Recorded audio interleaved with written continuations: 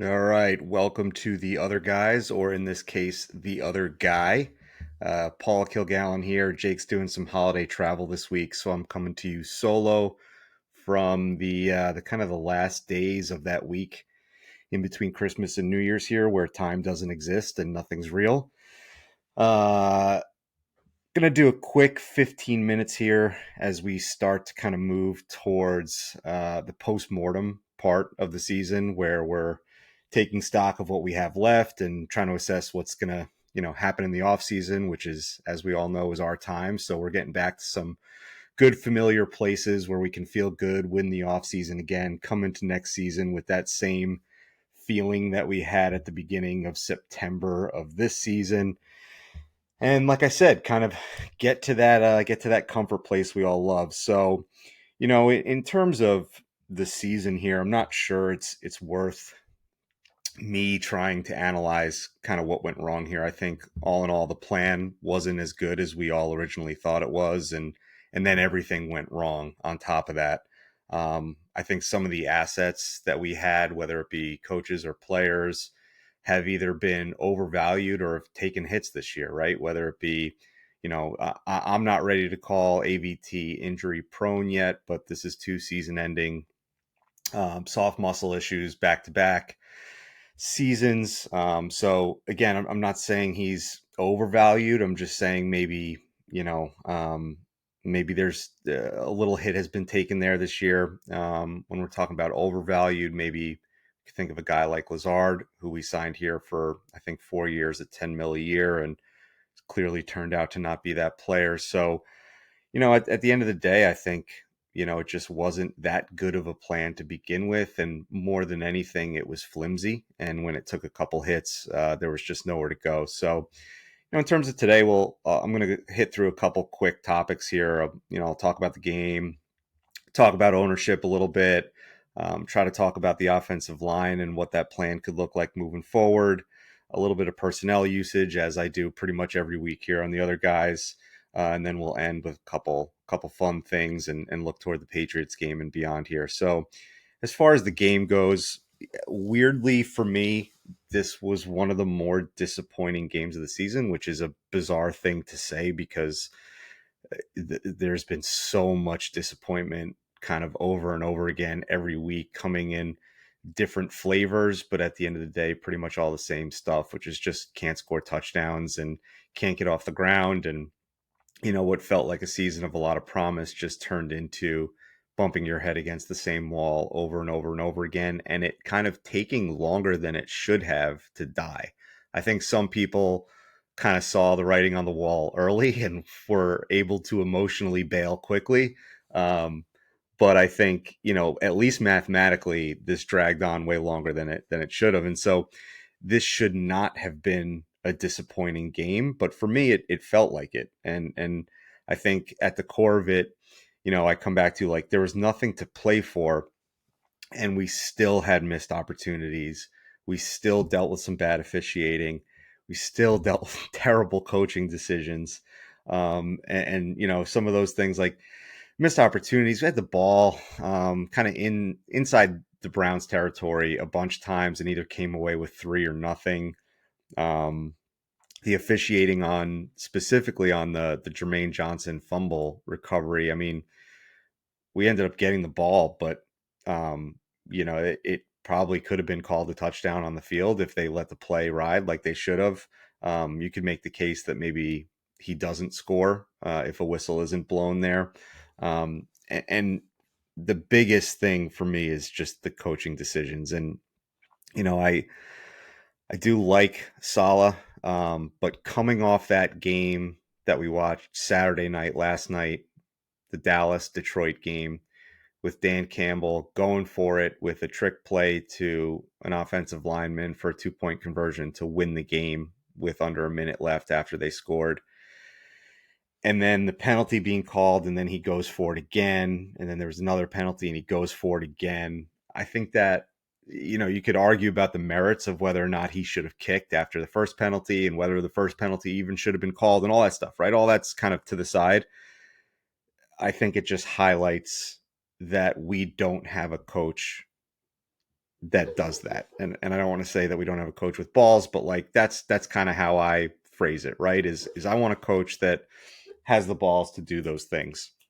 And so, you look at guys like Dan Campbell and Nick Sirianni are the two that stick out in my mind. When those two guys were hired and they had their introductory press conferences, I think a lot of people were like almost laughing and looking at those two guys from a distance as like, oh wow, these guys are strong personalities. They're a little weird. This could really blow up in these two franchises' faces.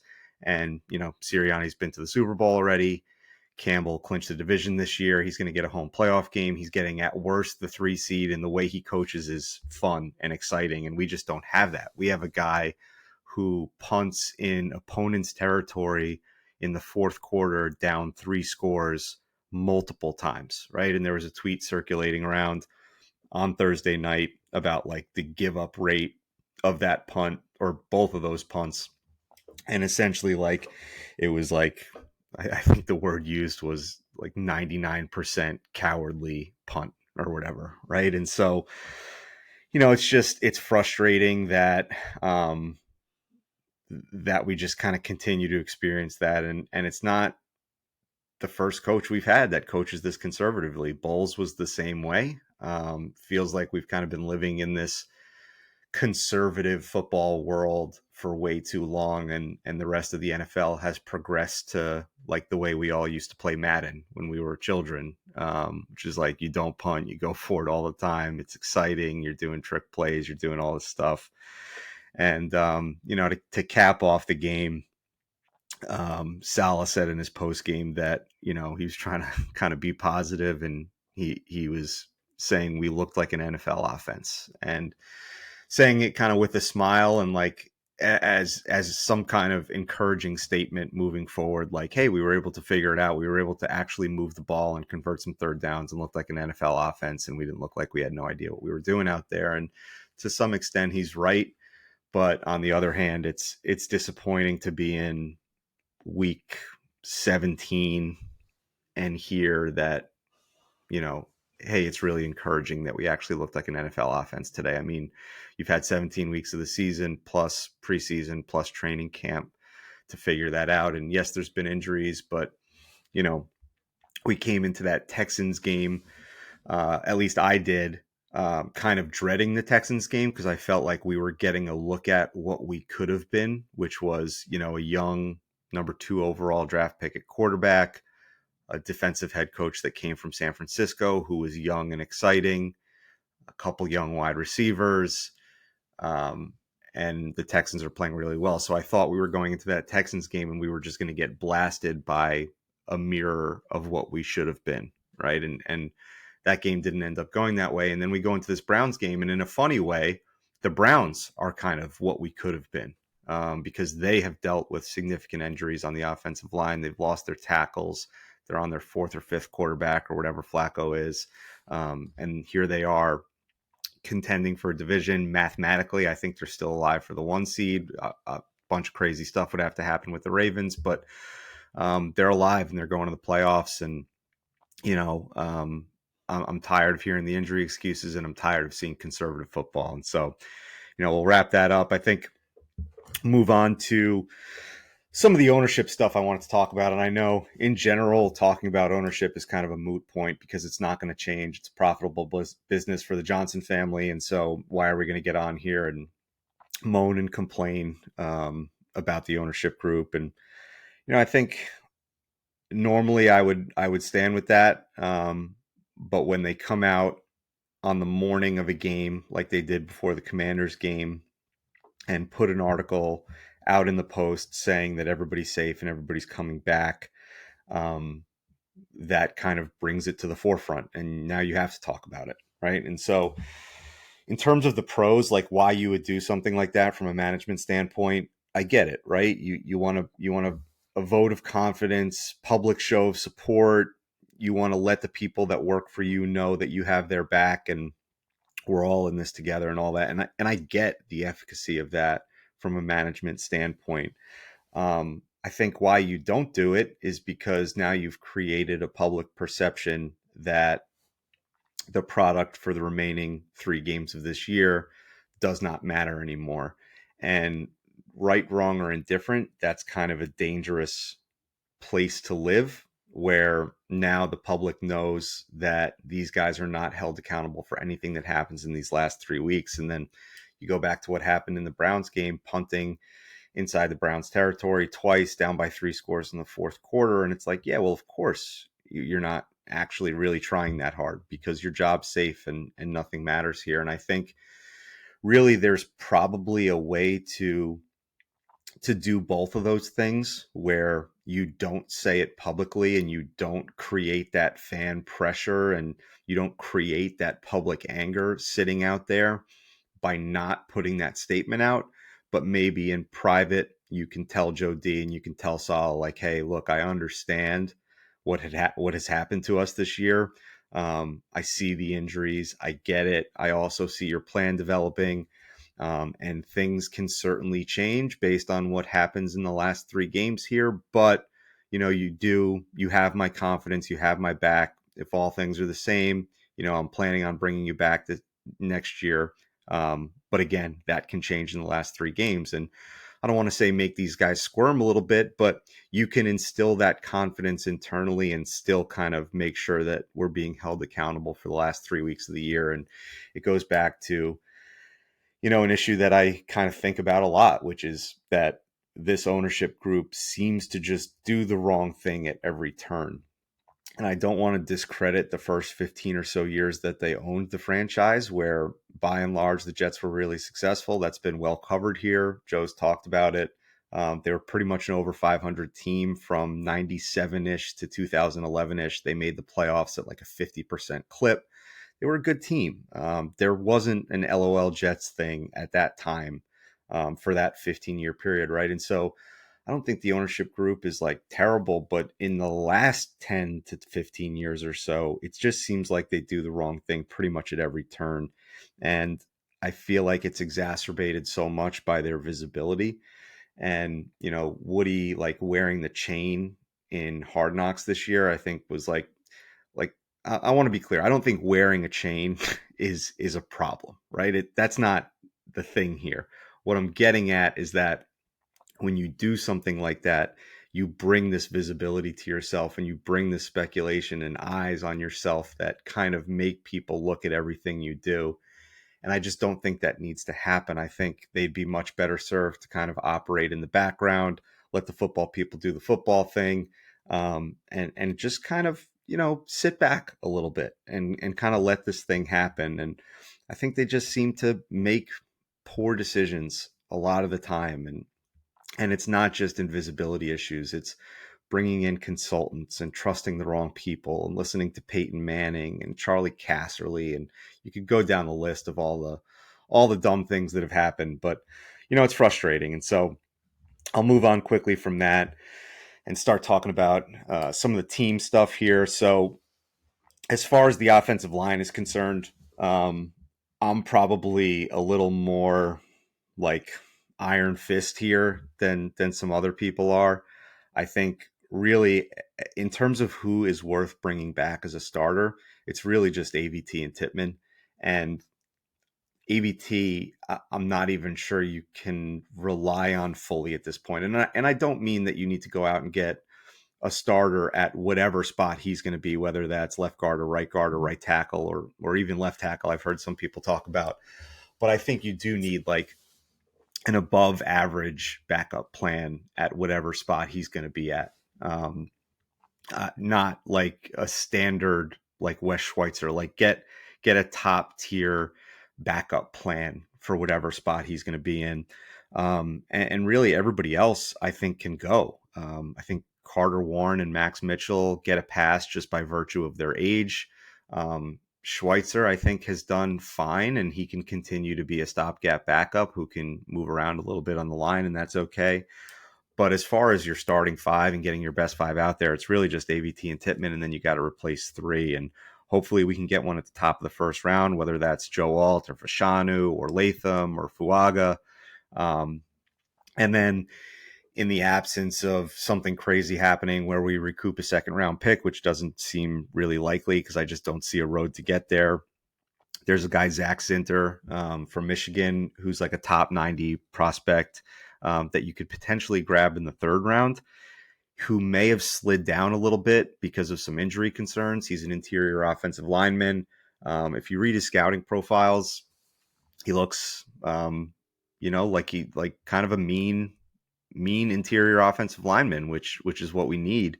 Obviously, Michigan has done well. They have a good rushing attack, all that stuff. So, and I wouldn't get too nervous about the injury history, which is what caused him to slide, because it was, kind of a freak injury. He made his way back from it. He's had a good season here at Michigan. And, we have examples of guys sliding in the draft for whatever in the past, whether it be Laramie Tunsil, who was kind of a high profile version of that, who slid because of the video of him smoking weed, or a guy like the tackle on the Chiefs, whose name I've brought up on the podcast 100 times and I can never remember his name. But he slid down into the sixth round because of a heart condition that people were worried about. And I was screaming on draft day to take that kid, and here he is starting on one of the premier AFC teams. So I wouldn't get too nervous about Zach Zinter from Michigan sliding down because of the injury. I think if he's there in the third round, and now you have an opportunity to get two starters with your first two picks in the first and third round, and we're going into free agency basically with one hole left on the starting offensive line, you take it, right? As far as free agents, the tackles are pretty barren. So we might be looking at a situation where if you are able to draft a left tackle, a pure left tackle in the first round, maybe we're talking about moving AVT out to the right permanently. We certainly know he's athletic enough to do it. And maybe you can go after an interior guy like Andrews Pete or Connor Williams. And then you shuffle AVT and Tippmann wherever they need to go, right? If you sign a center, you move Tip out to guard. If you sign a guard, you keep Tip in at center. And then we might be able to rebuild the offensive line quickly. I know it sounds like an insurmountable task, but teams have done it. The Chiefs flipped over their offensive line pretty much in one off season, and it worked for them. It can be done. It's not okay to just give up and say, hey, this is a really hard task. We're not going to be able to do it. Like, I need every resource possible to be thrown at the offensive line, because I'm a believer that football teams should be built from the inside out. And the GM at least claims to believe that. And I know he's certainly taken a bunch of swings at that, but it hasn't worked out so far. So we got to figure that out. So the one name I haven't brought up is Laken Tomlinson yet. It's great that he was able to stay healthy this year. And he was the only one really who was able to start every single game. But his performance has been horrible. And there have been too many clips on Twitter that I've seen of him just completely whiffing, and it causes a blown up play. And the free agent signing has been a failure. And so the numbers are not great, right? If you cut him pre-June 1st, you're saving $8 million. There's 10 dead on the cap. And if you cut him after June 1st, you're saving $13 million, and there's 6 dead on the cap. I'm not sure where like the general consensus is at right now in terms of if that is an acceptable number to move on from him or not. But as far as I'm concerned, like he can't be back here. He's too much a part of the problem that has developed over the last 2 to 3 years with this offensive line, and he needs to go. Like, it just, we can't just keep spinning these same guys out here and expecting it to work. And the other name I haven't brought up is Mekhi Becton, because I almost don't even think it's worth talking about at this point. It was the wrong pick at the time. It's been nothing but bad since then. There were a few good games in the first season. I think we all probably overvalued that a little bit. But it's time to move on, and I'm truly not even sure it's worth talking about. So, speaking of personnel, we'll hit on one quick other personnel thing. Personnel is something I've loved to yell about all year on here. The coaches just don't seem to understand the right way to use the talent that we have on the roster. Mostly when we talk about it on here, we're talking about the offensive coaches, but in this case, I'm talking about the defense. On Thursday night, Bryce Huff only played 24 defensive snaps. It was about 40% of the snaps or so. Clemens and Bruce Hector played 20 snaps each, which was like 33%. And so We're talking about a guy who is potentially going to command top 5 edge rusher money in the offseason that we probably should have already extended in the past at a much cheaper price tag. And now we're facing this decision where we're going to have to do something, whether it's tag him or sign him long term or tag and trade or let him walk, right? There's a decision that needs to be made. And we're, facing a team that is down a couple running backs and down a bunch of offensive linemen, and their quarterback's throwing for 300 yards every week. And we know we're going to be in passing situations, and our pass rusher is only playing 40% of the snaps. And, you could make a case that game script in the second half kind of reduced the amount of snaps he was taking because they got up big on us. And from that point out, it wasn't many pure pass rushing situations anymore. But from what we're hearing from the Jets, from Ulbrich, from Saleh in the press conferences, right? They have lauded all year Bryce Huff's maturity and how he has developed into an every down player. And if he's going to go out and get this edge rusher money, he just needs to be playing more than 40% of the snaps. And I don't know how to explain this other than game script. I don't want to get too deep into well, maybe they're trying to save him because they are planning to sign him long term. I don't really want to get into any of that. It's just at face value, it's a very head scratching, annoying amount of usage for Bryce Huff. And the second one I want to talk about is Will McDonald. And we could argue all day long up and down about the merit of that pick and whether or not it should have been, JSN, who ended up going to Seattle, or, maybe we shouldn't have given that first round pick to Green Bay and shouldn't have done that pick swap so that we could have gotten Broderick Jones. Or, all day long you could argue about the merits of that pick and whether or not they panicked and was this the guy they really wanted, or did we just kind of panic and take an edge rusher because we didn't know what else to do. He looks athletic. He looks like he might be able to play. He probably needs to put a little bit more weight on, but he only played 10 snaps in that game. And, we're in a meaningless game in week 17 where we're not playing for anything. How is your first round pick only playing 10 snaps? It just does not make sense to me. I truly don't get it. I have to see more of him as the season kind of tails off here. We only have one more opportunity. We have kind of a vulnerable offensive line who will give up sacks, and a young quarterback in Bailey Zappi who will get sacked, right? And so I need, for my own peace of mind, to see this guy cut loose a little bit in week 18 against the Patriots. And hopefully, we don't need to keep talking about head scratching personnel usage as we get into next season. And so kind of gonna end with a couple fun, weird topics here. So, Joe Flacco, his performance and him being the first 300-yard passer against this defense in 2 seasons or whatever it was, made me think of the long list of players who have left the Jets and then become very successful elsewhere. And Flacco doesn't really fit that mold, if we're being honest. Flacco came to us as a backup at the end of his career after a couple really bad years in Denver where he looked toast. He looked absolutely cooked, looked like his arm was dead. He couldn't throw anymore. He still can't really move. So he doesn't really fit this mold totally, but it was annoying to see him out there playing the way he was playing and comparing it against what he looked like when he was with us, which was just completely disinterested. He looked like he would have rather been anywhere else on the planet except playing quarterback for the New York Jets every time he was in the game. And it makes me question a lot of things about the organization, that you would kind of allow a guy to come in and steal money and not really play up to a standard. But it also makes me wonder, did he know something that we couldn't see, right? And so I don't want to get too deep into that. I want to keep this light and fun and talk about some players that have performed really well elsewhere. So, if depending on how far back you want to go here, you could go all the way back to John Riggins, which is kind of like the gold standard of this conversation. But in terms of my own memory and players that I can actually remember seeing play, Chad Pennington is kind of the OG of this conversation. Again, not a perfect fit for the mold because he wasn't young when he left, but he's a guy that we gave up on to go make a splashy trade for Brett Favre. And then, after a few injuries by Chad Pennington, I think Pennington was obviously like universally loved by this fan base. So again, not a perfect example here.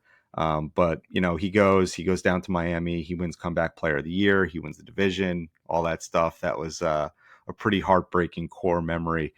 Flacco, we already covered, who looked like he was completely comatose here. Demario Davis, I think, is kind of the perfect example of this. This is a guy that we gave up on twice, let him get away to Cleveland, ended up bringing him back, and then we let him walk again. And now he's been, a star down in New Orleans for 7-8 years or however long he's been there. Frankie Louvu is kind of a more recent example of this, a guy who kind of did nothing here. He was just like a guy who was on those Gase rosters who you just like, when I thought of Frankie Louvu, I was just like, this guy wouldn't be on another NFL roster, right? And we heard that term so many times when Gase was here, that this roster is bereft of talent. That was like the phrase du jour when Gase was here. And Louvu just to me was one of those guys. Like, he was just a guy that was on this roster because it was an untalented roster, and he probably wouldn't make many other NFL rosters. And lo and behold, he goes down to Carolina. In the last 2 years, he's had over 100 tackles in both seasons. He had 7 sacks last year, and he has 5.5 sacks so far this year. It's just crazy to go see these guys perform this way elsewhere. A couple other like honorable mentions here. Danny Woodhead, Jason Myers is one that, we had him here. He had a great season for us kicking, and then we let him walk because we were haggling over like $20 in his contract or something. And then he just goes and kicks really well for Seattle for a bunch of years. And we went into kicking hell where we could not get somebody to kick consistently for us until Zerline. Geno Smith is another one that like really doesn't fit this mold because he spent a few years in the NFL desert. But, it's just a funny thing to see former Jets, all over the NFL. And every time I'm watching a primetime game, like I'll see like Arthur Mollett make an interception or something like that. And, just Jet legends all over the NFL here. So last topic we'll finish up with just like a little bit of an appreciation spot for some of the young core guys, not all of them, but some of the ones that I think need to be pointed out. And I think Jermaine Johnson is probably at the top of that list. This is a guy who we all kind of wanted we had 2 picks in that first round last draft. And everybody was kind of thinking about him for one of those 2 picks, specifically the 10th pick, I think, which is where we ended up taking Garrett Wilson.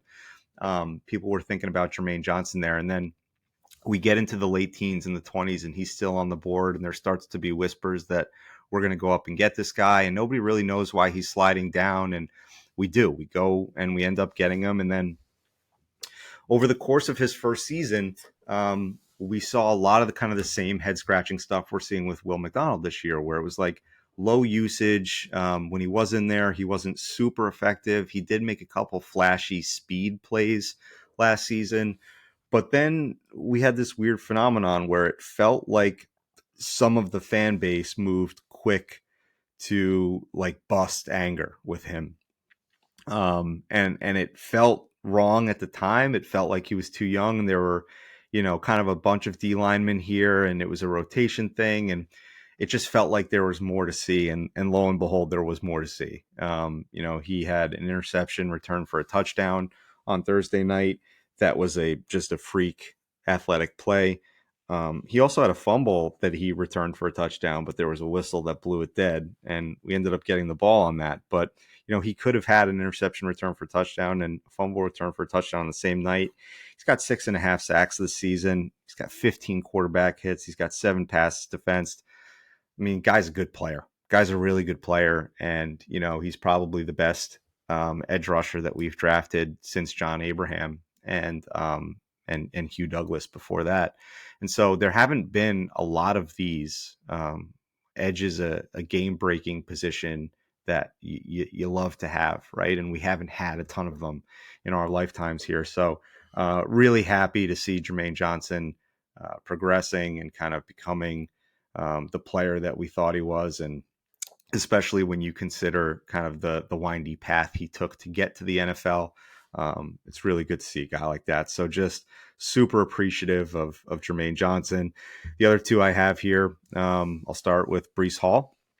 So I've been critical of both Brees and Garrett a few times, and I always have to color it with like, I'm critical because they are awesome and I love them and they're the two best offensive players on the team and they need to be here for a long time. And like, I got to heap all that praise on every time before I say like, hey, maybe you should have caught that ball or whatever. Right. And so with all that, I do have to like also lavish the praise, right? Go on Twitter, type in Brees Hall and just find a fun stat, right? Because there's a million of them out there.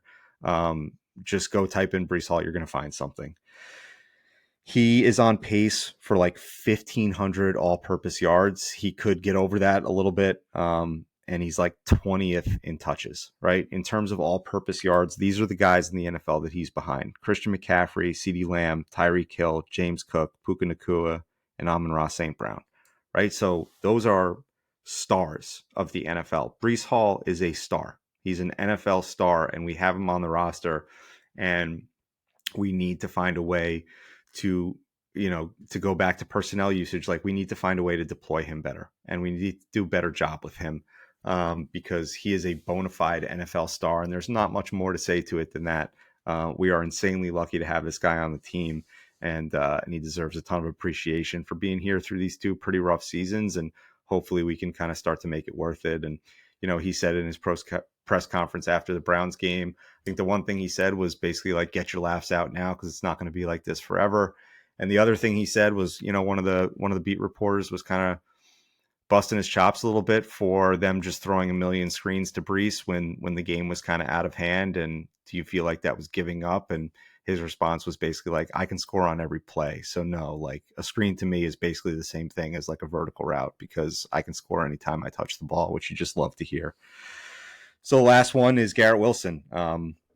Again, not much more I can add to here. He got over 1,000 yards for the second year in a row. He's the first to do it for 2 consecutive years since Keyshawn. He's the first ever to do it in his first 2 years in franchise history. I mean, what more can you say? Like, we're going to see more from him. It's going to continue to get better. The fact that he's done what he's done with the quarterbacks that he's had is completely outrageous. The one thing I'd like to see as we roll out the season here is for him to get over 100 catches. He had 83 last year. He's sitting at 93 this year. So let's just get him over the top. Let's get him to triple digits there. And like I said, we're going to see more from him. He's awesome. Brees Hall and Garrett Wilson, like, my God, if you can't build an offense around these two people, we have serious issues. And we know we have serious issues, but hopefully we can figure it out and get something going. So, that's pretty much it as far as what I had teed up. As far as the Pats game next week, I expect weird stuff to happen, right? It's the last game of the season. Both of these teams are out of it. We're going to see weird stuff. Like, we're going to see players being used. We're probably going to see a lot of Izzy. We're going to see Bill doing some weird stuff. It's his last game potentially. So I have no idea what we're getting here. This could go one of many ways. Like, I would not be shocked if we go out and we get pasted by the Patriots, and he finishes his career out on a win, and whatever, we get a better draft pick and everybody's happy. And I also wouldn't be shocked if it's a complete laydown by the Patriots, and they do what they do. And the Jets are good for that, like week 17, week 18, like, oh my God, look at this team, where's this been all year, right? They're good for that. They will do that once in a while. So we could see anything next week. I'm not really sure what we're going to see. I am excited that it's ending, because this has been a long, hard season to sit through. It's been a slow death. There's been a lot of pain. And so we need to get back to the off season where we can start kind of being more in our comfort space and getting into the draft and doing some fun stuff. So I look forward to being back on here next week with Jake. And until then, everybody enjoy a nice NFL Sunday without having to watch the Jets play. One of the best ways to enjoy an NFL Sunday. Take care.